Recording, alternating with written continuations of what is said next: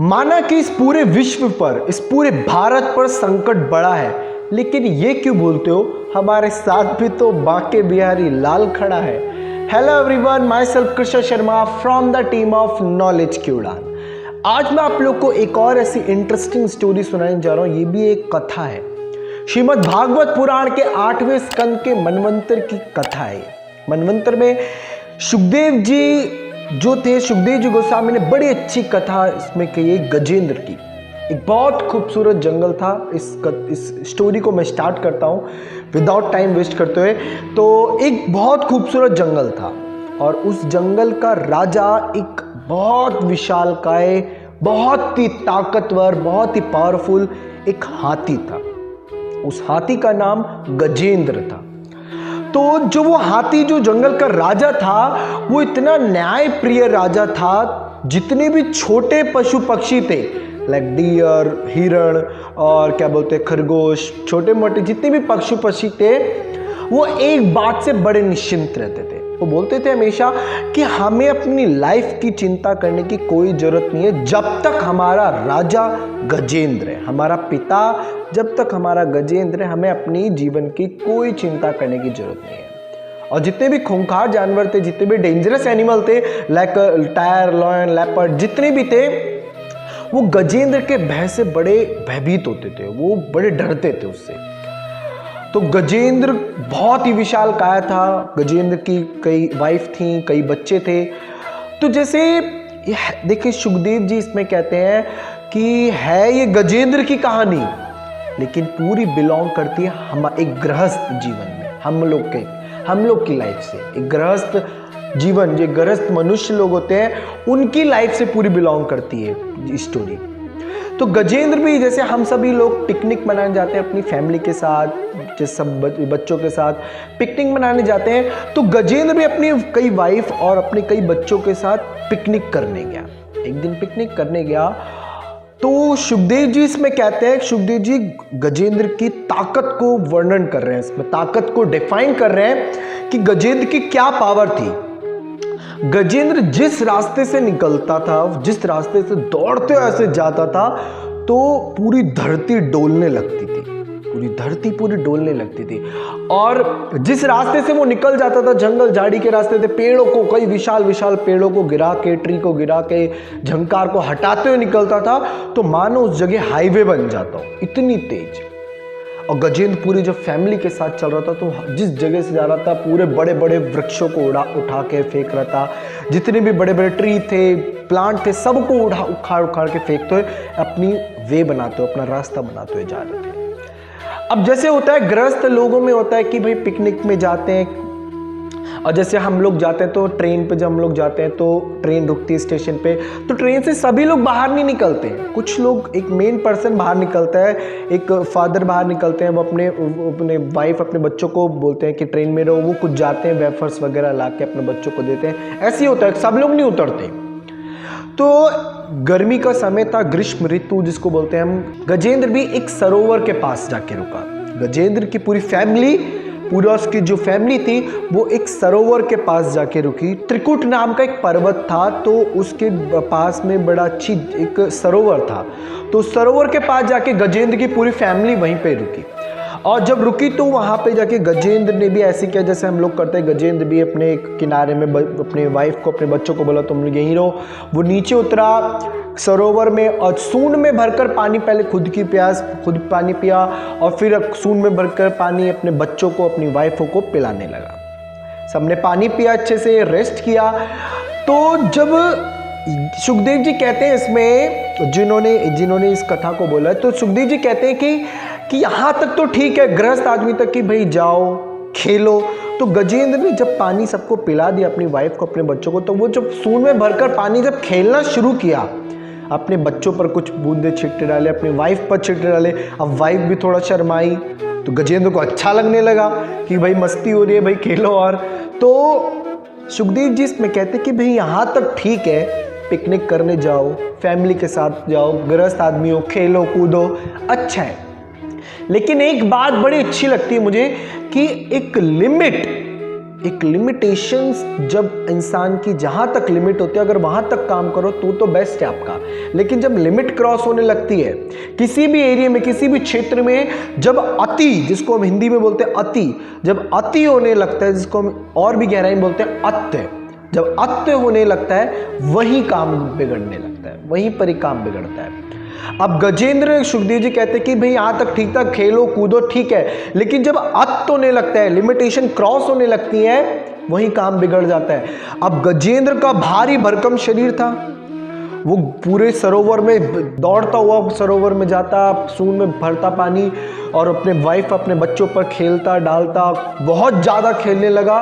तो सरोवर का जो जल था, वो वाटर था, वो आंदोलित होने लगा। आंदोलित मतलब समझते हैं ना, ऐसे फॉल आउट होने लगा। आंदोलित जब होने लगा, होता नहीं कुछ लोग की स्विमिंग पूल में कुछ लोग कूदते हैं और सारा पानी बाहर आता है, जो बीच में खड़ा होता है उसको, वो बिना वाटर के खड़ा होता है। तो ऐसे ही हुआ, सरोवर का जल आंदोलित होने लगा। तो मेन प्रॉब्लम कहां से स्टार्ट हुई? उस सरोवर के गहराई में एक क्रोकोडाइल, एक ग्राह, मगरमच्छ रहता था। ग्राह था, मगरमच्छ रहता था वहां पे। तो जब उस ग्राह को, उस क्रोकोडाइल को थोड़ा डिस्टर्बेंस हुआ कि भाई मेरे घर में आके इतना शोर कौन मचा रहा है, वो बाहर निकला और उसने आके गजेंद्र का पैर पकड़ लिया। अब जब पैर पकड़ा, अब गजेंद्र को थोड़ा अपनी शक्ति पर थोड़ा अहम भी था, थोड़ा घमंड भी था।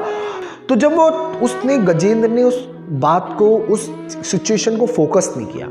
जब उसने आके पैर पकड़ा, ग्राह ने उसके गजेंद्र का पैर पकड़ा, तो उसने फोकस नहीं सोचा होगा छोटा मोटा जीव, गजेंद्र ने सोचा होगा कोई छोटा मोटा जीव, कोई छोटा मोटा एनिमल होगा। उसने 2-3 टाइम्स ऐसे पैर हिलाया और अपना मस्ती चालू, अपनी वाइफ अपने बच्चों में खूब खेल रहे हैं, भूल गया सब कुछ, खूब खेला जा रहा है। अब ऐसी होता है हम लोग की लाइफ के साथ। ये है तो पूरी तरह से हाथी के गजराज की कहानी है, लेकिन मैं अब दोबारा दोहरा दे रहा हूं, ये कहानी पूरी तरह से हम गृहस्थ लोगों के जीवन पे पड़ती है, पूरी तरह से सेम है, पूरी सेम सिचुएशन बता रहे हैं। अक्सर हमारे साथ होता है, भगवान भी हमें जब कोई छोटी चीज का कोई डिफाइन करते हैं, हल्का सा इशारा देते हैं, हम उसको समझते ही नहीं है। छोटी मोटी बीमारी को हम समझते नहीं है ना। गजेंद्र ने भी ऐसे किया। गजेंद्र को भी जब छोटा सा शक हुआ कि कोई पैर पकड़ा है, तो उसने 2-3 टाइम पैर झटका और अपना खेलना शुरू किया। अब सारा कंसंट्रेशन तो उसका बच्चों पर था, खेलने पर। अब जब ग्राह ने, जब क्रोकोडाइल ने जब पैर पकड़कर और जब तेजी से खींचना शुरू किया, तब जाके एलिफेंट, जो गजराज था, गजेंद्र था, तब उसको लगा कि कोई भारी भरकम प्रॉब्लम है। हॉस्पिटल में गया, रिपोर्ट करवाई, पता चला 2nd स्टेज कैंसर। ऐसे होता है अपने साथ, क्यों भाई? हाँ, ऐसे होता है ना कि पता चलता है तब जाके कि अरे 2nd स्टेज कैंसर। पहले शुरुआत में छोटी सी बीमारी को ध्यान नहीं दिया, बाद में पता चलता है 2nd स्टेज कैंसर। तब हाथ में डॉक्यूमेंट चालू, हॉस्पिटल के कागज, डॉक्यूमेंट चालू और हॉस्पिटल के चक्कर चालू हो जाते हैं। ऐसे ही होता है। अब जब गजेंद्र को पकड़ के जब खींचना शुरू किया, तब गजेंद्र को लगा कि कोई भारी भरकम चीज है भाई। तब जाके उसका अपने वाइफ और बच्चों पे से कंसंट्रेशन जो था वो हट के अब ग्राह पे आ गया। अब जब ग्राह पे, उस मगरमच्छ पे आ गया, तब जाके उसको लगा कि भाई कोई भारी भरकम प्रॉब्लम है, किसी ने पकड़ा है पैर मेरा। अब गजेंद्र का पैर पकड़ जब खींच रहा था, वो क्रोकोडाइल जब वो खींच रहा था पैर पकड़ के, अब गजेंद्र की शक्ति कम होने लग गई और ग्राह की, जो मगरमच्छ था उसकी शक्ति बढ़ने लग गई। एक बात थी कि गजेंद्र अगर अपने स्थान पर होता, अपनी जगह पर, अपने सूखे लैंड पे होता, तब वो हजारों मगरमच्छ को, हजारों ग्रह को उठा के फेंक देता, ग्राह को। लेकिन बेचारा आज वो गजेंद्र आज दूसरे के स्थान पे है, जल पे है, वो एक वाटर में है और उसकी शक्ति कम होती जा रही है। ग्राह की शक्ति वाटर में दुगनी होती है, वो बढ़ती जा रही है। अक्सर होता है कि हमारे साथ, देखिए है पूरी गजेंद्र की कहानी, लेकिन हमारी लाइफ से पूरी एकदम सेम है। क्यों? जब हमारी समाज में किसी की तबीयत खराब होती है, हम पूरा समाज सेवा करता है, खूब उसकी मदद करता है कि मौत से कैसे बचा ले। देखिए एक बात बड़ी अच्छी है कि हम किसी से कितना भी प्रेम करें, कितना भी उसकी केयर करें, लेकिन एक बात कड़वी है जिसको हमें माननी पड़ेगी, हम उसको मृत्यु से, डेथ से नहीं बचा सकते। डेथ से हम बचा ही नहीं सकते। तो ऐसे ही हुआ हमारे समाज में भी, जैसे होता है जब किसी की तबीयत खराब होती है, हम भी भाई कोशिश करते हैं कि बचा ले हम, लेकिन मृत्यु से उसको नहीं बचा पाते। मृत्यु छोड़ो, अगर हमारे किसी बच्चे को, किसी आपके हो ना हो, किसी आपके बच्चे को छोटा 104 जब बुखार हो जाता है, हम उससे 1 डिग्री भी नहीं ले पाते, 1 डिग्री उधार भी नहीं ले पाते कि हमारा बच्चा ठीक हो जाए। नो, मृत्यु की क्या बात है, मृत्यु तो हम कुछ ही नहीं कर सकते, बचा ही नहीं सकते। तो ऐसे ही हुआ, गजेंद्र के समाज ने भी, उसकी वाइफ और उसकी पत्नी ने भी बड़ी मेहनत करी, सूंड और पूंछ से लगा के ऐसे चेन बना के खींचना शुरू किया, बहुत ताकत लगाई, लेकिन ग्राह की शक्ति दुगनी होती गई। अब गजेंद्र को पकड़ के वो बीच में ले गया, गजेंद्र ग्राह था जो मगरमच्छ था, वो पकड़ के गजेंद्र को बीच में ले गया। अब जब बीच में ले गया वो, अब गजेंद्र को जब पूरी डुबोने की पूरी तैयारी कर ली कि अब डुबोना है, इसको पूरी तरह से खत्म करना है। अब गजेंद्र का सिर्फ सर बचा था, सर बचा था, सिर्फ मस्तिष्क इसको बोलते हैं, हेड, सर बचा था। अब सुखदेव जी इसमें कहते हैं, बड़ी अच्छी बात कहते हैं कि जब गजेंद्र को डुबोने की जब पूरी तैयारी करी कि गजेंद्र का सिर्फ सर बचा है, पूरा पानी में, धड़ पूरा पानी में चला गया है, तब गजेंद्र को अपने पिछले जन्म का एक भगवान का स्तोत्र याद आ गया। तब जाके गजेंद्र को भगवान की याद आई। मृत्यु से कोई है तो वो एक ही है, इंसान नहीं, भगवान है तो वो एक ही है, गॉड। एक भगवान ही मृत्यु से बचा सकते हैं और कोई नहीं बचा सकता। तो जब गजेंद्र की मृत्यु का समय आया कि भाई एकदम डुबोने जा रहा है, गर्दन बची है, तब गजेंद्र को भगवान की याद है, अपने पिछले जन्म का उसको एक भगवान का स्तोत्र याद आ गया।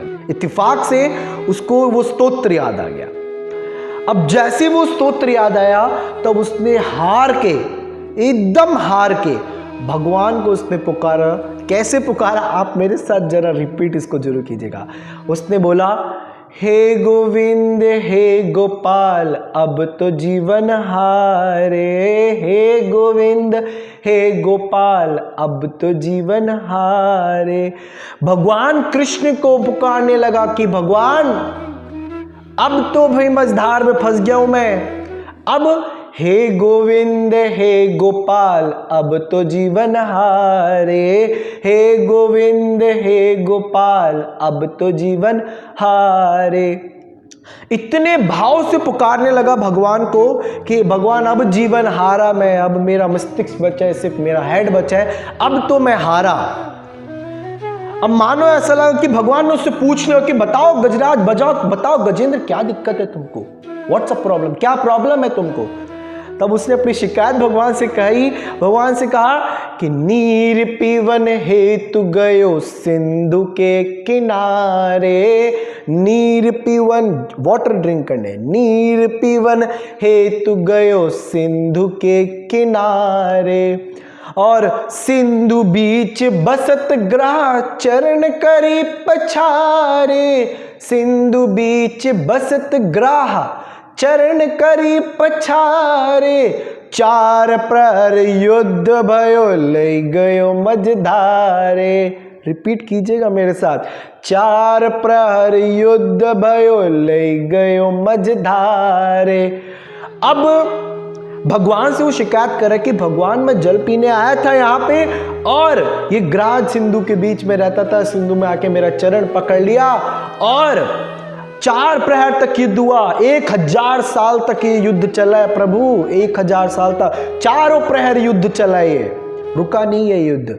4 प्रहर युद्ध भयो ले गयो मझधारे, 4 प्रहर युद्ध भयो ले गयो मझधारे। 4 प्रहर तो युद्ध के बाद अब मुझे मझधार बीच भंवर में ले गया, अब मेरा कोई सहारा नहीं। अब क्रोकोडाइल जो था, जो मगरा था, उसने और तेज खींचकर जब खींचा और गजेंद्र को, तो जब सिर्फ सर रह गया था, अब गजेंद्र की नाक तक पानी आ गया, नोज तक। अब नाक और जब कान पूरी तरह से डूब गया, तब भगवान को किस तरह से पुकारता है, भगवान को बोलता है, नाक कान डूबन लागे कृष्ण को पुकारे, नाक कान डूबन लागे कृष्ण को पुकारे, द्वारिका में शब्द गयो शोर भयो भारे, द्वारिका में शब्द भयो। कई बार हम लोग के मन में ख्याल आता है, कंफ्यूजन होता है डाउट होता है कि हम यहाँ बैठ के भगवान को पुकारें, क्या भगवान हमारी पुकार सुनते होंगे? अरे सुनते होंगे। जब एक हाथी की पुकार भगवान सुन सकते हैं, हम मनुष्य की क्यों नहीं सुन सकते? बिलीव कीजिए। अब जो गजेंद्र की जो आवाज थी, सुखदेव जी इसमें कहते हैं, ये जो भजन है सूरदास जी ने अपनी रचना से इसको प्रकट किया, इसको बड़ा अच्छा गाया इन्होंने। भगवान को वो बोलते हैं कि जितने भी भक्त की जो आवाज होती है ना, उसको कोई रोक नहीं पाता। भक्त की आवाज, गजेंद्र ने भगवान को जब पुकारा तो वो आवाज बैकुंठ धाम तक, द्वारिका तक वो आवाज गई, द्वारिका तक आवाज गई। जितने भी लोग थे सभी लोगों को पार करते हुए, चीरते हुए वो आवाज बैकुंठ में जाके जब गूंजी तो वहां पे जाके शोर मचने लगा। कैसे? द्वारिका में शब्द गयो शोर भयो भारे, द्वारिका में शब्द गयो शोर भयो भारे। द्वारिका में जब आवाज ये पहुंची, गूंजने लगी, भगवान अपने सोने के आसन पर विराजमान थे और जैसे आवाज ही वहां पे पहुंची, कृष्ण की अनेकों पटरानियां, रुक्मणी, सत्यभामा, जामवती, पद्मा, कालिंदी, जितनी भी थी, लग्नजिता, जितनी भी अनेकों रानियां थी कृष्ण की, सब उनकी सेवा में लगी हुई थी। भगवान सोने की थाली में खाना खा रहे थे और जैसे वो बैकुंठ द्वारिका में उसकी गजेंद्र की आवाज पहुंची, गजेंद्र की जब आवाज पहुंची तो कृष्ण का आसन हिलने लगा, कृष्ण का आसन हिलने लगा। कृष्ण के कानों में सिर्फ एक ही ध्वनि, हे गोविंद हे गोपाल अब तो जीवन हारे, हे गोविंद हे गोपाल अब तो रिपीट कीजिए मेरे साथ, प्लीज रिपीट विद मी।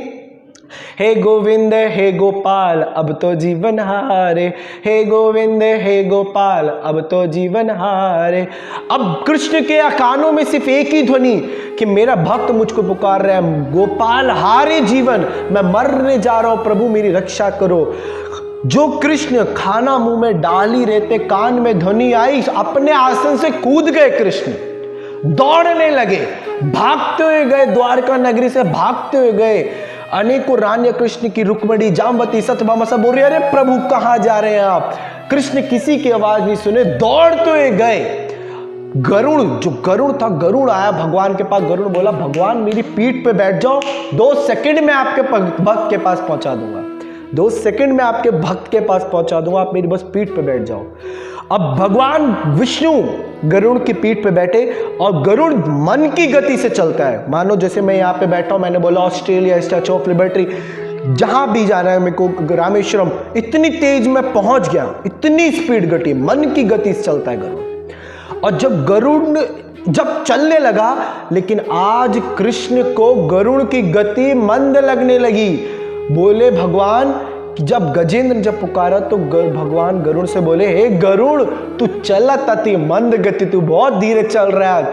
भगवान गरुड़ के ऊपर से कूद गए और भागते हुए गए अपने गजेंद्र भक्त के पास, जाके सुदर्शन चक्र लिया और सीधे मस्तक काटे ग्राह का हेड काटे, ग्राह का मस्तक काटे और गजेंद्र को मरने नहीं दिए।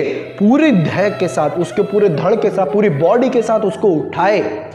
तब तक गरुड़ आया, गरुड़ के पीठ पे रहा, सीधे बैकुंठ धाम लेके चले गए, सीधे बैकुंठ धाम।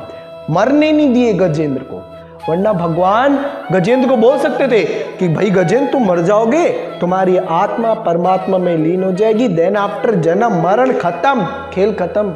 लेकिन भगवान ने बोला नहीं, मरने नहीं देना, आत्मा फात्मा नहीं चाहिए, ये पूरी बॉडी ले चलो, मुझे पूरी शरीर प्यारा हो गया ये। अब एक क्वेश्चन बड़ा उठता है कि भगवान ने उद्धार किसका किया? उद्धार किसका किया है? क्वेश्चन मैं आपसे पूछता हूं, जरा बताइए, उद्धार किसका किया भगवान ने? भगवान ने पहला उद्धार अपने सुदर्शन चक्र से, उसका भगवान के हाथ से जो मरा है भाई वो तो बैकुंठ जाएगा। पहले बैकुंठ किसको पहुंचाए? ग्राह को, उस मगरमच्छ का गला काटे, सुदर्शन चक्र से काट के गला, उसको पहले बैकुंठ पहुंचाए। अब सोचने वाली बात यह है कि भगवान ने गजेंद्र को हुई प्रॉब्लम सारी, गजेंद्र गया पानी पीने, गजेंद्र संकट में फंसा, गजेंद्र ने भगवान की भक्ति करी, गजेंद्र को पुकारा, भगवान आए, पहले ग्राह को बैकुंठ पहुंचाए, फिर उसके बाद गजेंद्र को कुछ क्षण के बाद पहुंचाए, कुछ मिनट के बाद। ऐसा क्यों? ऐसा क्यों मुझे बताइए। इसका एक ही रीजन है, बता दूं आपको। इसका एक ही रीजन था, क्योंकि उस मगरमच्छ ने उस मगरमच्छ ने, उस क्रोकोडाइल ने एक शुद्ध भक्त का चरण पकड़ रखा था अपने मुंह से। तो भगवान ने बोला कि जो मेरे शुद्ध भक्त का चरण पकड़ लेगा, पैर पकड़ लेगा, पहले वही जाएगा अपने बैकुंठ लोक। तो कहानी तो बड़ी अच्छी लगी। आपने क्या सीखा? मेरे मेन मोटिव है आपने क्या सीखा। अब मैंने ये कहानी मैं पता है क्यों बना रहा हूं। मैं बहुत दिनों से सोच रहा हूं, इस पूरे सोशल मीडिया पे हाहाकार मचा। पिछली वीडियो मेरी कोरोना के बाउंस बैक के लिए बनी थी, लोगों के जो बीमार थे उन लोग के लिए अंदर पावर लाने के लिए बनी थी। मैं बार बार याद दिला रहा हूं आप लोग को कि रिमेंबर योर गॉड, आप अपने ईस्ट को ध्यान रखिए। मैं मानता हूं बहुत बड़ी बीमारी है, बहुत बड़ी बीमारी है, प्रिकॉशंस रखिए, सेफ्टी रखना जरूरी है। सेफ्टी भी मोस्ट इंपॉर्टेंट, सेफ्टी तो बहुत ही ज्यादा जरूरी है। लेकिन मैं बोलता हूं हर वीडियो में, कई जगह सुना होगा, आत्मा में बहुत विश्वास होता है, आत्मविश्वास होना चाहिए। विल पावर जिसको हम इंग्लिश में कहते हैं, will power is a main power. Will power बहुत बड़ी पावर है। लेकिन जब आत्मा, जो हमारी आत्मा है, जब वो परमात्मा की भक्ति का जब महाशस्त्र उससे मिल जाता है, तब उससे बड़ी पावर कोई हो ही नहीं सकती। बहुत लोगों ने कोरोना पूरा हाहाकार मचा दिया लोगों ने। गलत भी नहीं है प्रॉब्लम लोगों के साथ। लेकिन मैं उन्हीं लोग के लिए वीडियो बना रहा हूं, ये उन्हीं लोग के लिए बाउंस बैक के लिए वीडियो बना रहा हूं जो लोग पीड़ित है इससे। आप अपने ईस्ट पर विश्वास रखिए, भगवान पर विश्वास रखिए, हर खेल पास होगा। अरे माना कि इस पूरे विश्व में बहुत बड़ा संकट खड़ा है, लेकिन ये क्यों बोलते हो, हमारे साथ भी तो बांके बिहारी लाल खड़ा है। तब तक के लिए जय हिंद, जय भारत। देखते रहिए ऐसी वीडियो और thank you so much from the team of knowledge की उड़ान।